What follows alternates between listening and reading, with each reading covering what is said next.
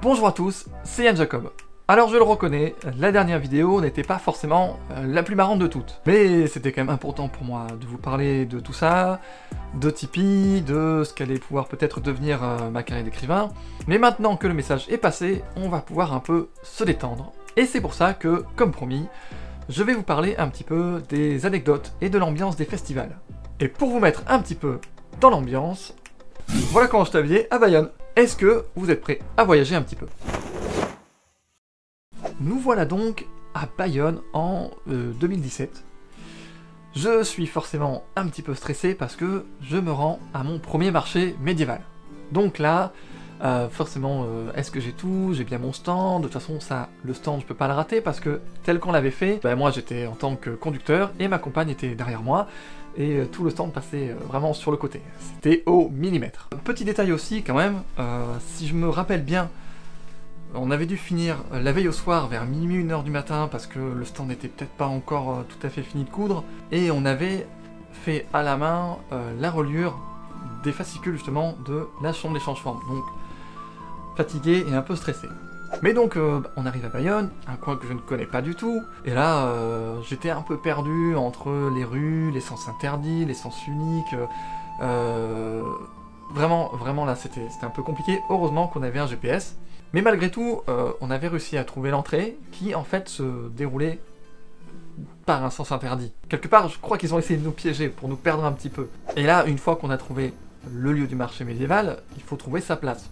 Donc faut le savoir, hein, il y a des voitures un petit peu partout, c'est relativement ordonné, mais pour quelqu'un qui ne connaît pas du tout cette ambiance-là, ça a été un peu compliqué. Donc j'ai réussi à trouver une place, à me garer, et là, nouvelle épreuve, il faut trouver les organisateurs pour avoir justement l'emplacement précis du stand.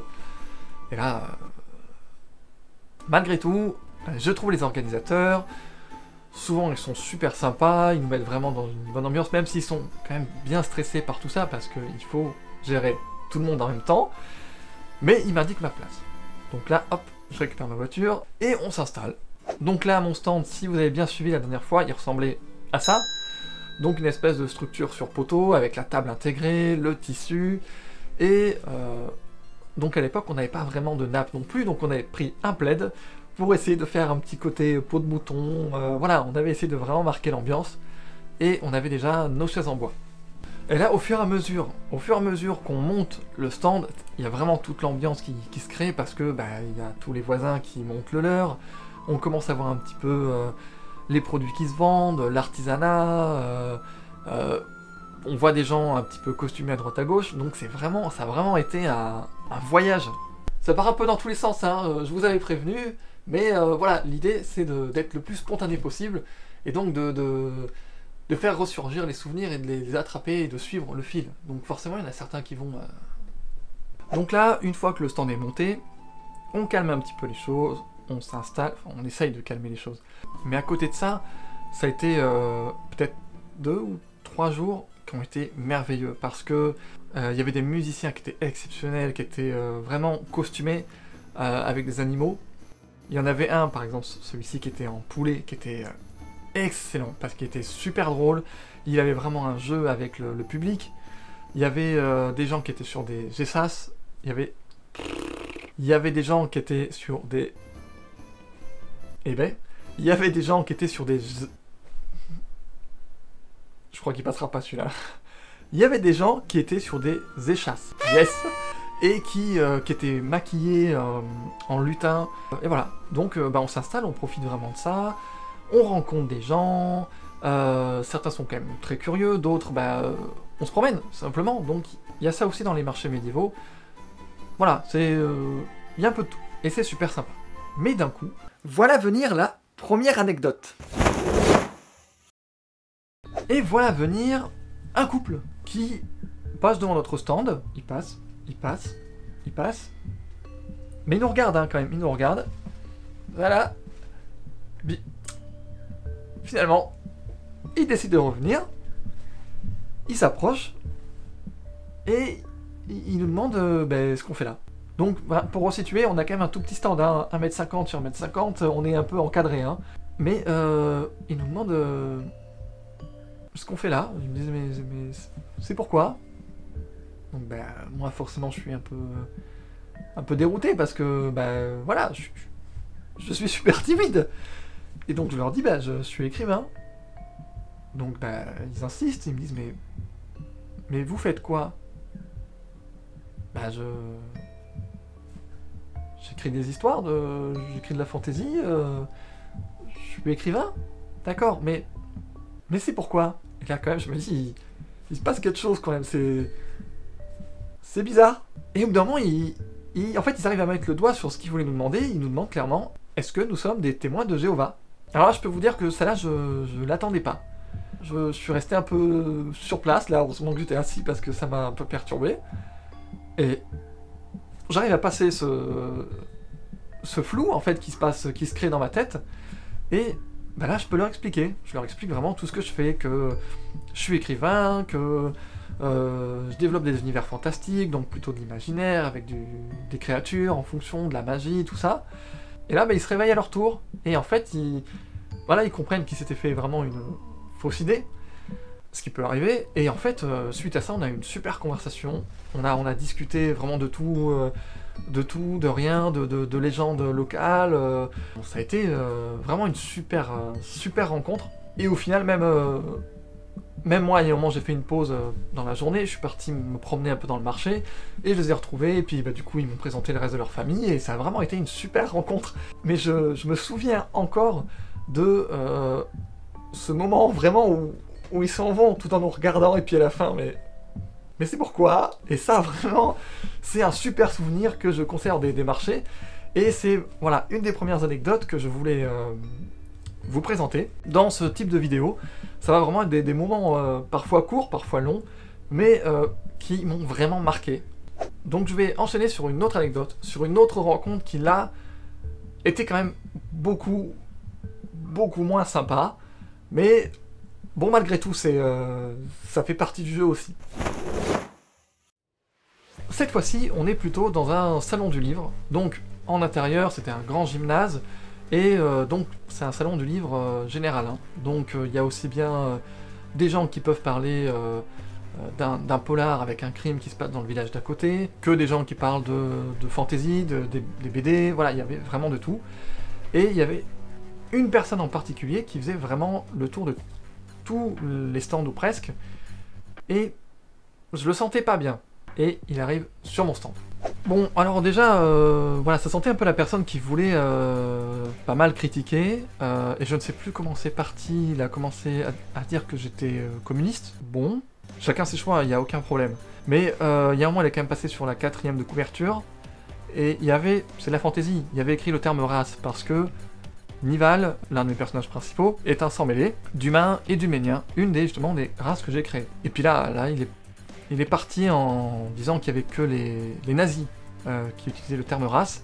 Et là, je vous avoue que c'est parti un peu loin pour moi, parce que je veux bien qu'on discute, mais là, c'est clairement, il m'attaquait, il m'insultait, et là, ça a été compliqué. Ah, juste, comme j'ai dit, hein, c'est vraiment des anecdotes, donc il y en a qui vont être fun, et d'autres un peu moins. Donc celle-là, je vous en parle parce que ça m'a quand même pas mal choqué, mais heureusement, c'est rare, hein, les gens comme ça, c'est rare. Donc là, je me retrouve face à quelqu'un qui visiblement n'est là vraiment que pour critiquer et même m'insulter. Ouh, ça a été chaud. Je suis resté poli, mais j'ai cadré le truc et je lui ai dit que là, c'était pas possible. Donc, il est parti. Ah, il a quand même fini par partir, mais là, je crois que dans un même temps, il a réussi à m'insulter de nazi, de fasciste et de communiste. Voilà, donc j'ai essayé de me rassurer quand même en me disant que visiblement c'était sa journée, qu'il faisait ça peut-être pour, je sais pas, pour se détendre ou pour occuper son temps. Mais sur le coup, même si voilà, j'ai essayé de me prendre du recul sur tout ça, j'ai quand même contacté la maison d'édition pour leur dire bon ben sur la 4e de couverture on va retirer le terme race, parce que même si c'est un terme normal dans la fantasy, c'est les nains, les elfes, les trolls, tout ça, c'est comme ça. Je me suis dit, j'ai pas tellement envie de retomber sur quelqu'un qui pourrait me dire des choses comme ça, donc voilà, on est parti sur créature ou espèce, je sais plus. Donc malgré tout, ouais, ça a été un peu brutal pour moi, et ça a entraîné quand même quelques changements. Mais voilà, je m'en suis remis, et on va pouvoir passer à autre chose. Quelque chose là qui franchement était un peu drôle. Ma troisième anecdote se déroule dans un autre salon du livre, mais là c'était vraiment un salon du livre fantastique. Et là il y a quelqu'un qui arrive avec un esprit quand même assez ouvert. Je vous le dis moi honnêtement, j'ai l'esprit ouvert sur pas mal de choses, je me choque pas beaucoup, il y a des choses par exemple qu'on ne peut pas expliquer, et je me dis pourquoi pas. Moi personnellement j'ai pas la réponse, et donc oui, pourquoi pas. Sauf que là c'est parti pour moi un peu loin. On parlait un petit peu de créativité, du fait d'écrire, de se laisser un petit peu porter, d'avoir des idées. Et puis, il y a une autre personne qui semble attirée un petit peu par ce sujet-là, donc elle vient. Et en fait, je me suis retrouvé face à deux personnes qui étaient complètement opposées de ce côté-là. Et moi, voilà, encore une fois j'étais timide, je me ratatinais un petit peu parce que moi j'étais assis, et en fait c'était deux femmes qui étaient, elles, debout.